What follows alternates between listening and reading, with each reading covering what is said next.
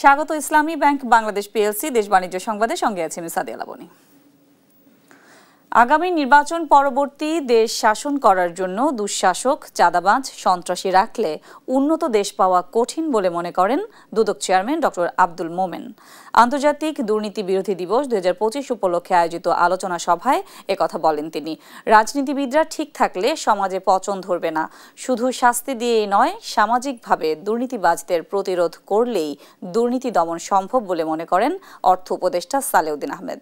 ফজলাদিত report.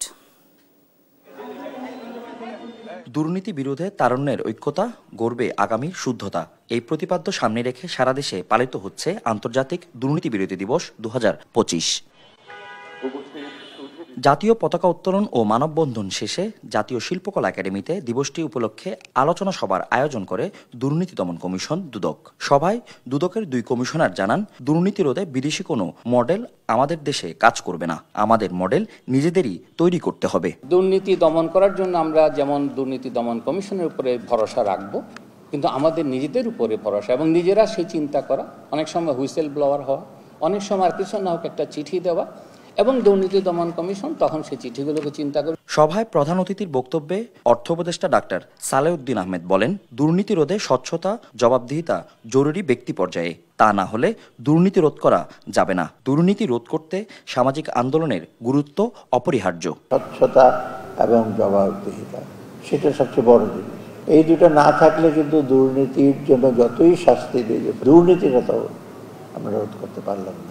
দুদক chairman doctor Abdul Momen বলেন, ক্ষমতাচ্যুতরা পালিয়ে যাওয়ার সময় তাদেরকে যারা সহযোগিতা করেছে টাকার বিনিময়ে তাদেরকে ভোট দিবেন না। আগামী নির্বাচন পরবর্তী শাসন করার জন্য দুঃশাসক, চাঁদাবাজ, সন্ত্রাসী রাখলে উন্নত দেশ পাওয়া কঠিন হবে। আমরা যদি নির্বাচনে সঠিক লোককে নির্বাচন করি, আমরা দুর্নীতিগ্রস্তকে নির্বাচিত করব, আমরা সন্ত্রাসীকে নির্বাচিত করব, আমরা চাঁদাবাজকে নির্বাচিত করব, তাহলে আমরা কেমন করে প্রত্যাশা করব দেশে সুশাসন আসবে? এই দায়টা জনগণের। গত ১৫ বছর যেসব দেশে টাকা পাচার হয়েছে সেসব দেশে ফার্স্ট সেক্রেটারি পদমর্যাদায় দুদকের কর্মকর্তা পাঠাতে সরকারের প্রতি আহ্বান জানান তিনি। যারা কল্যাণের কথা বলেন। ফজলে আদিত্য, দেশ টিভি, ঢাকা। জ্বালানি নিরাপত্তা ও সক্ষমতা বাড়াতে নবায়নযোগ্য শক্তির দ্রুত সম্প্রসারণ জরুরি বলে জানিয়েছেন বিদ্যুৎ বিভাগের সচিব ফারজানা মমতাজ। দুপুরে পরিকল্পনা মন্ত্রণালয়ে দেশের জ্বালানি নিরাপত্তা ও টেকসই ভবিষ্যৎ গঠনে নবায়নযোগ্য শক্তির ভূমিকা ও করণীয় নিয়ে সেমিনারে এসব কথা বলেন তিনি। এ সময় পরিকল্পনা সচিব এস.এম. শাকিলা আখতার জানান, শুধু পরিকল্পনা পর্যন্ত সীমিত না থেকে বাস্তবায়নে বেশি জোর দিতে হবে। স্থাপিত সক্ষমতা ৩১,৩৮৮ মেগাওয়াট হলেও প্রকৃত চাহিদা অনেক কম হওয়ায় অব্যবহৃত কেন্দ্র ও ক্যাপাসিটি খরচ বাড়ছে। এলএনজি, ডিজেল ও কয়লার উপর নির্ভরতা বৈশ্বিক মূল্য অস্থিরতায় অর্থনীতিকে ঝুঁকিতে ফেলছে।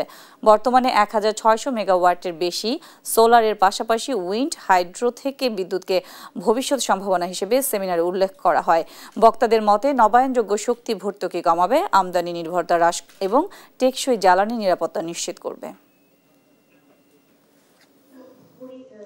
২০৩০ সালের মধ্যে আমাদের টোটাল ডিমান্ডের 20% আমরা রিনিউয়েবল এনার্জি রিসোর্স থেকে নিব, আর 2040 সালের মধ্যে আমরা 30% রিনিউয়েবল এনার্জি সোর্স থেকে আমরা বিদ্যুৎ উৎপাদন করব। স্পেসিফিক ভাবে লোকদের আইডেন্টিফাই না করতে পারি, স্পেসিফিক ভাবে স্বাস্থ্যের নিশ্চয়তা না দিতে পারি, আমাদের কোনো ইনিশিয়েটিভ ভবিষ্যতে কোনো কাজে আসবে না। ভ্যাটের বিভিন্ন রকম রেট ও ভ্যাট আইন জটিল হওয়ায় কাঙ্ক্ষিত মূসক আদায় সম্ভব হচ্ছে না বলে জানিয়েছেন জাতীয় রাজস্ব বোর্ডের চেয়ারম্যান মোহাম্মদ আব্দুর রহমান খান। মঙ্গলবার সকালে জাতীয় ভ্যাট দিবস ও ভ্যাট সপ্তাহ ২০২৫ উদযাপন উপলক্ষে এনবিআর ভবনে সংবাদ সম্মেলনে এসব কথা বলেন তিনি। জানান, করদাতাদের কাছ থেকে আদায়কৃত ট্যাক্সের পুরোটাই সরকারি কোষাগারে জমা হয়। অটোমেটেড চালানের মাধ্যমে করদাতারা আয়কর জমা দেয়, আদায় ও জমার মধ্যে কোনো ফারাক নেই। ভোক্তাদের ভ্যাট প্রদানের পুরো প্রক্রিয়া যান্ত্রিকীকরণ বা অটোমেটেড করা গেলে রাজস্ব সংগ্রহ বাড়বে। এছাড়া এনইআইআর সিস্টেম রাষ্ট্রের সিদ্ধান্তে এনবিআর এর কোনো হাত নেই বলে মন্তব্য করেন এনবিআর চেয়ারম্যান। সরকার চাইলে মোবাইল ফোনের ভ্যাট কমাতে পারে। দেশের রাজস্ব সংগ্রহ ব্যবস্থায় আমদানি নির্ভরতা কমাতে আয়কর ও ভ্যাট অ্যাডেড ট্যাক্সের উপর গুরুত্ব বাড়াতে হবে বলেও জানান তিনি। ট্যাক্সপেয়ারের পার্সোনাল ডাটা সব নিয়ে আসবে না, ট্যাক্স পেয়ার নেবে ওনার রিটার্ন সাবমিশনের জন্য, এনবিআর এর এখানে কোনো অ্যাক্সেস নেই। আমরা কিন্তু এগুলো নিয়ে কোনো দেখবো না, প্লাস ট্রানজেকশনের কোনো তথ্য এখানে আসবে না। কোনো অবস্থাতে আমরা জুলুমের যেন না হয়, করদাতাদেরকে যেন অহেতুক হয়রানি না করে, এটা আমরা এনশিওর করব। যাদের ট্যাক্স দেওয়ার কথা ট্যাক্স দেয় নাই, নানাভাবে এটা এড়িয়ে গেছে, তাদের কাছ থেকে আসলে রেভিনিউ আনার ব্যাপারে আমরা জোর চেষ্টা করছি। আগামী বছরের হজ যাত্রীদের জন্য প্লেনের টিকিটের উপর আবগারি শুল্ক প্রত্যাহার করেছে জাতীয় রাজস্ব বোর্ড এনবিআর। মঙ্গলবার এক আদেশে এসব সিদ্ধান্ত জানায় এনবিআর। আগামী বছরের 30 জুন পর্যন্ত এই সুবিধা থাকবে, যা দ্রুত কার্যকর হবে বলে জানিয়েছে এনবিআর। হজ যাত্রীদের প্লেনের টিকিটের উপর শুল্ক প্রত্যাহার এবারই প্রথম করা হয়নি, আগেও এনবিআর একাধিকবার এই শুল্ক মওকুফ করেছে। বর্তমানে সৌদি আরবগামী বিমান টিকিটের উপর 5,000 টাকা আবগারি শুল্ক দিতে হয়। হজ যাত্রীদের জন্য এটি মওকুফ করা হয়েছে।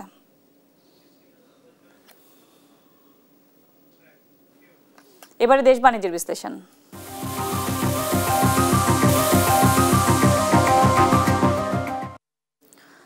ডিজিটাল ব্যাংকের আবেদনের পর প্রাথমিক প্রস্তুতি গ্রহণ শুরু করেছে অনেক প্রতিষ্ঠান।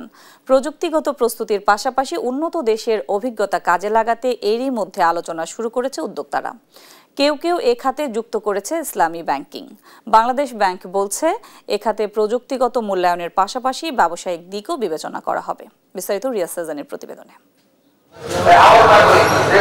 কোনো ধরনের শাখা, এটিএম বুথ বা চেক বই ছাড়া সম্পূর্ণ মোবাইল অ্যাপ ও ওয়েবসাইট ভিত্তিক ব্যাংকিং ব্যবস্থা মূলত ডিজিটাল ব্যাংকিং, যা প্রান্তিক পর্যায় থেকে আমানত গ্রহণ ও ক্ষুদ্র ঋণ বিতরণের মতো কাজ করবে। এতে ব্যাংকিং সেবা পৌঁছে যাবে মানুষের দ্বারে দ্বারে। ক্যাশলেস সোসাইটি তৈরিতে এর গুরুত্বপূর্ণ ভূমিকা থাকবে। দেশে ডিজিটাল ব্যাংকের লাইসেন্স পেতে এরই মধ্যে 12টি প্রতিষ্ঠান বাংলাদেশ ব্যাংকের কাছে আবেদন করেছে। প্রতিষ্ঠানগুলো আবেদনের পাশাপাশি বাংলাদেশে ডিজিটাল ব্যাংকিংয়ের নানা দিক নিয়ে বিবেচনা করছে। বিশেষ করে প্রযুক্তিগত বিশ্লেষণ, উন্নত বিশ্ব থেকে আইডিয়া গ্রহণ, দেশের গ্রাহকদের মতামত বিশ্লেষণ করছেন তারা। ফিনান্সিয়াল লিটারেসি বলেন, ডিজিটাল ডিস্ট্রিবিউশন বলেন এবং পুরোটা ইকোসিস্টেম যদি পেপারলেস বলেন, সব কিছুই Akij resource already minimum 10 years ধরে তার গ্রুপগুলোর মধ্যে প্র্যাকটিস করছে। প্রতিষ্ঠানটির পক্ষ থেকে জানানো হয়, ডিজিটাল ব্যাংকিংয়ে ইসলামী ব্যাংক ব্যবস্থা আনা যায় কিনা সেটিও বিবেচনা করছেন তারা। ডিজিটালি যদি সেই ইসলামী শরিয়া বেস এখানে আসে, তাহলে কিন্তু দায়বদ্ধতার জায়গাটা আরও অনেক বেশি থাকবে, মনিটরিংটা আরও ডিজিটাল হবে এবং রিস্কটা কিন্তু অনেক কমে যাবে। ব্যাংক খাত বিশ্লেষকরা বলছেন, ডিজিটাল ব্যাংকে জামানতের অর্থ বাড়ানোর সিদ্ধান্ত এই খাতকে নিরাপদ করছে। তেমনি ব্যাংক মালিককে লাইসেন্স না দেওয়ার সিদ্ধান্ত ইতিবাচক। তবে ব্যবস্থাপনায় অবশ্যই ব্যাংক সংশ্লিষ্ট লোক রাখার পরামর্শ তার, কেননা ব্যাংকিং সেবা নিশ্চিত করতে হলে ব্যাংকিং অভিজ্ঞতা থাকাই প্রয়োজন বলে মনে করছেন তিনি। কমপ্লায়েন্স, বাংলাদেশ ব্যাংকের রেগুলেশন 3 প্লেস থাকবে, সেখানে প্র্যাকটিশনার লাগবে, অভিজ্ঞতা সম্পূর্ণ ব্যাংকার লাগবে। সিকিউরিটির প্রশ্নে সাইবার সিকিউরিটি একটা সবচেয়ে বড় থ্রেট হিসাবে আমি এখানে মনে করি। বাংলাদেশ ব্যাংক বলছে, ডিজিটাল ব্যাংকের লাইসেন্স প্রদান এখনো প্রাথমিক পর্যায়ে আছে। লাইসেন্স দিতে প্রাধান্য পাবে প্রযুক্তি ও ব্যবসায়িক যোগ্যতা। সম্মিলিত নাম্বারের মাধ্যমে একটা মেধা তালিকা করা হবে। মেধা তালিকা থেকে গভর্নর মহোদয় সিদ্ধান্ত দিবে যে কয়টি প্রতিষ্ঠানকে তারা লাইসেন্স দিবে। এই প্রক্রিয়াটা এখনো তৃণমূল পর্যায়ে আছে, এখনো খুব বেশি অগ্রসর হয়নি। এর আগে ডিজিটাল ব্যাংকের লাইসেন্স পেতে আবেদন করেছেন বেশ কয়েকটি প্রতিষ্ঠান, তবে এখনো পর্যন্ত কাউকেই চূড়ান্ত অনুমোদন দেয়নি বাংলাদেশ ব্যাংক। রিয়াজ সাজান, দেশ টিভি, ঢাকা।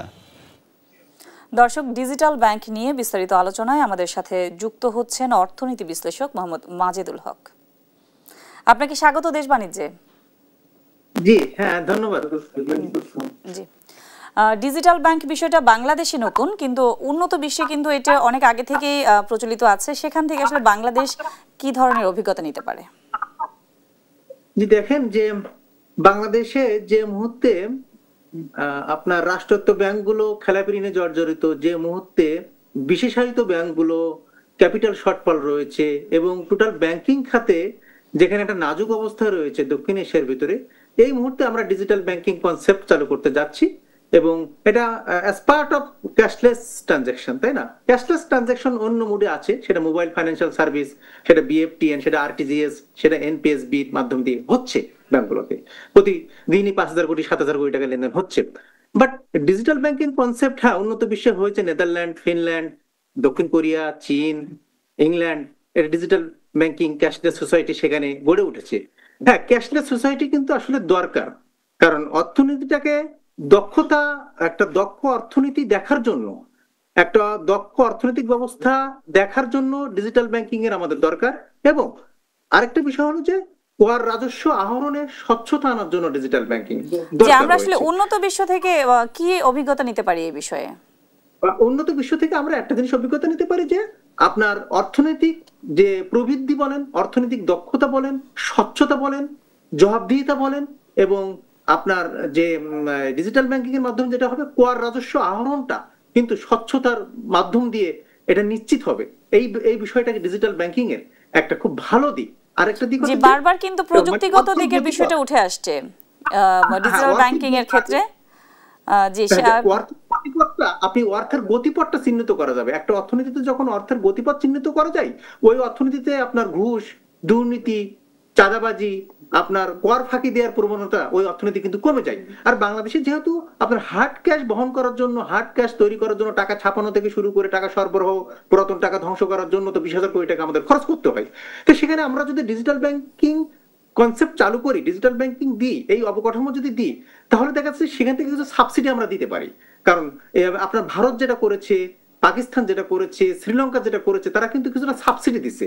সাবসিডি দেওয়ার মাধ্যম দিয়ে আপনার person to person transaction, QR transaction, quick response ট্রানজাকশনে কিন্তু তারা সাবসিডি দিচ্ছে। সেখানে জি মাজিদুল হক, জি এই ডিজিটাল ব্যাংকিং বিষয়ে কিন্তু বারবার প্রযুক্তিগত দিকের বিষয়টা উঠে আসছে, যেখানে একেবারে প্রান্তিক পর্যায়ে যেখানে ইন্টারনেট অবকাঠামো ভালো না বা স্মার্টফোনের ব্যবহার একদমই নেই, তাদের ব্যাপারে আসলে কি ব্যবস্থা হতে পারে?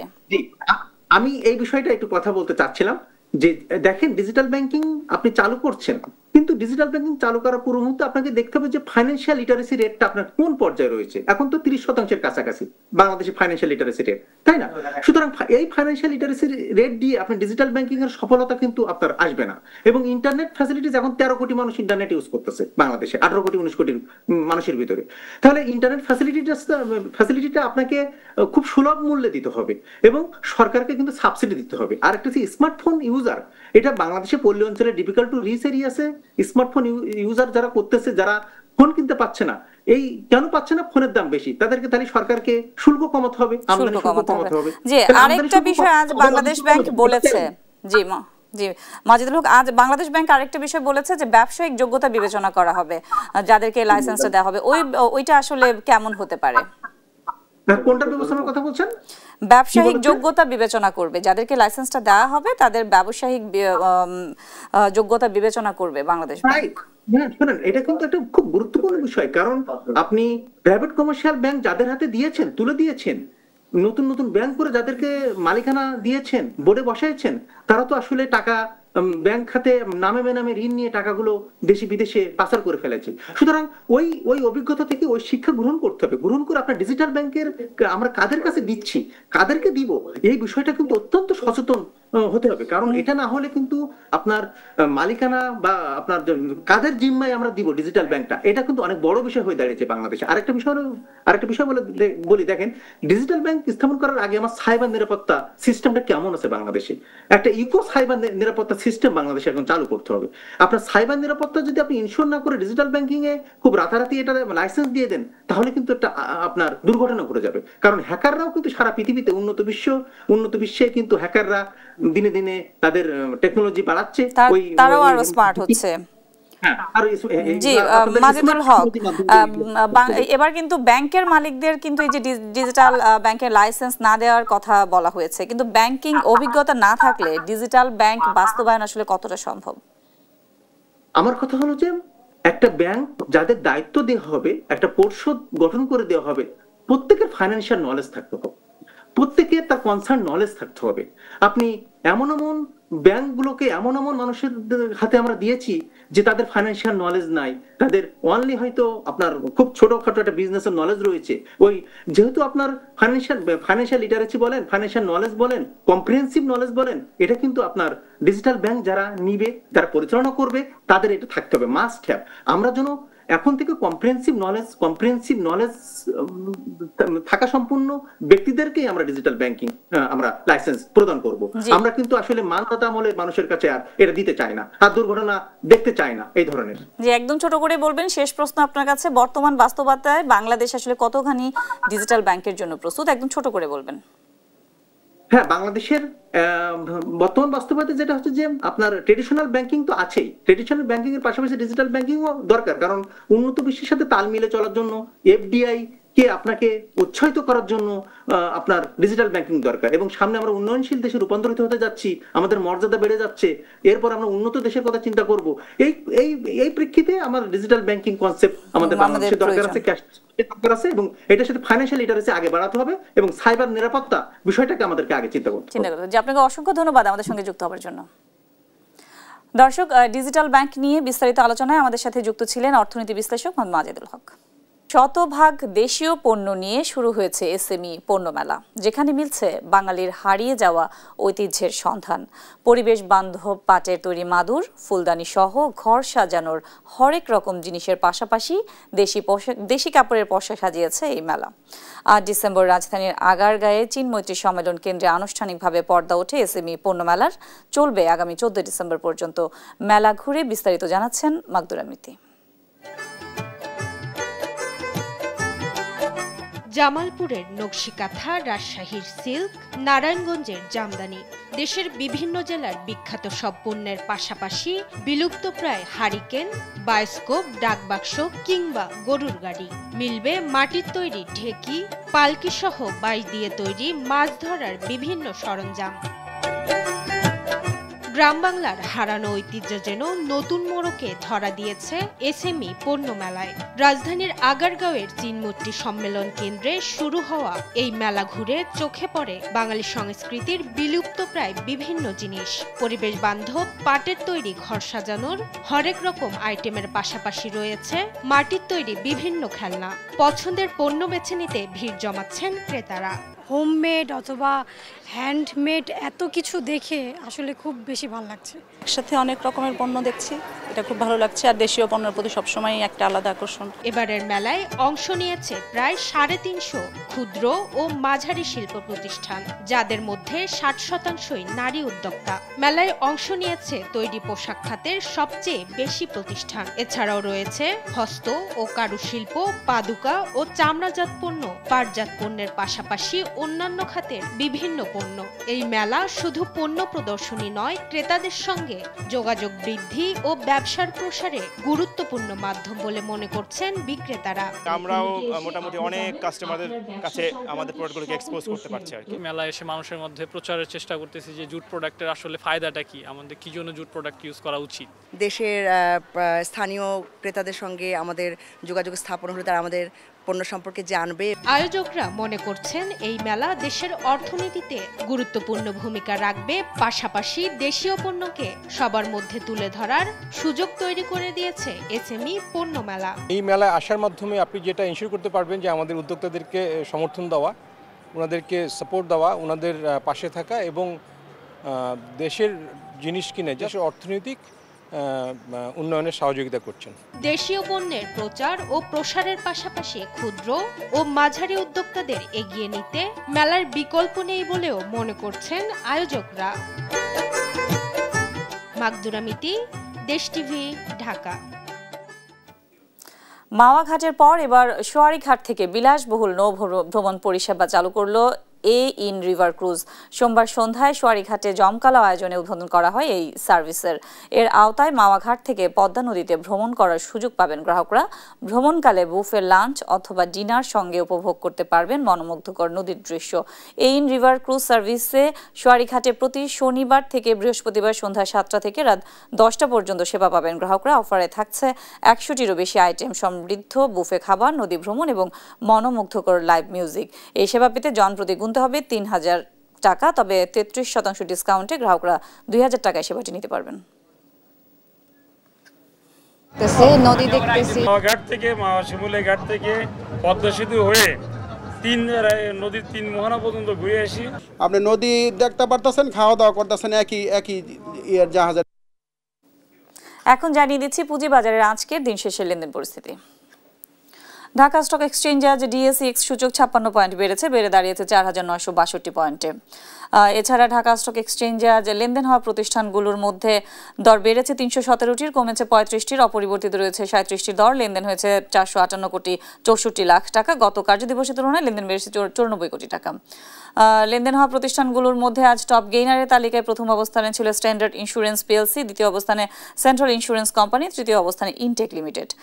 এছাড়া টপ লুজারের তালিকায় আজ প্রথম অবস্থানে ছিল প্রোগ্রেসিভ লাইফ ইন্স্যুরেন্স কোম্পানি, দ্বিতীয় অবস্থানে international leasing and finance service, তৃতীয় অবস্থানে ছিল জাহিন টেক্সট ইন্ডাস্ট্রিজ। আমরা যদি চট্টগ্রাম স্টক এক্সচেঞ্জে দেখি, সেক্ষেত্রে সার্বিক সূচক আজ বেড়েছে 98 পয়েন্ট, বেড়ে দাঁড়িয়েছে 13,797 পয়েন্টে। এছাড়া চট্টগ্রাম স্টক এক্সচেঞ্জে আজ লেনদেন হওয়া প্রতিষ্ঠানগুলোর মধ্যে দর বেড়েছে 118টির, কমেছে 31টির, অপরিবর্তিত রয়েছে 17টির দর। লেনদেন হয়েছে 15 কোটি 62 লাখ টাকা। এবার জানিয়ে দিচ্ছি চাকরির খবর। নিয়োগ বিজ্ঞপ্তি প্রকাশ করেছে ইউএস বাংলা এয়ারলাইন্স। দেশের বেসরকারি বিমান সংস্থাটির কমার্শিয়াল ইলেকট্রনিক্স বিভাগ সিনিয়র এক্সিকিউটিভ এবং সহকারী ম্যানেজার পদে জনবল নিয়োগের জন্য এই বিজ্ঞপ্তি দিয়েছে। 7 ডিসেম্বর থেকেই আবেদন নেওয়া শুরু হয়েছে। আবেদন যাবে আগামী 6 জানুয়ারি পর্যন্ত। আগ্রহী প্রার্থীরা অনলাইনে আবেদন করতে পারবেন। নির্বাচিত প্রার্থীর মাসিক বেতন ছাড়াও প্রতিষ্ঠানের নীতিমালা অনুযায়ী আরও বিভিন্ন সুযোগ সুবিধা পাবেন। নিয়োগ বিজ্ঞপ্তি প্রকাশ করেছে মেঘনা ব্যাংক পিএলসি। সরকারি ব্যাংকটির ট্রানজ্যাকশন মনিটরিং এএমএলডি বিভাগ ইউনিট হেড পদে জনবল নিয়োগের জন্য এই বিজ্ঞপ্তি দিয়েছে।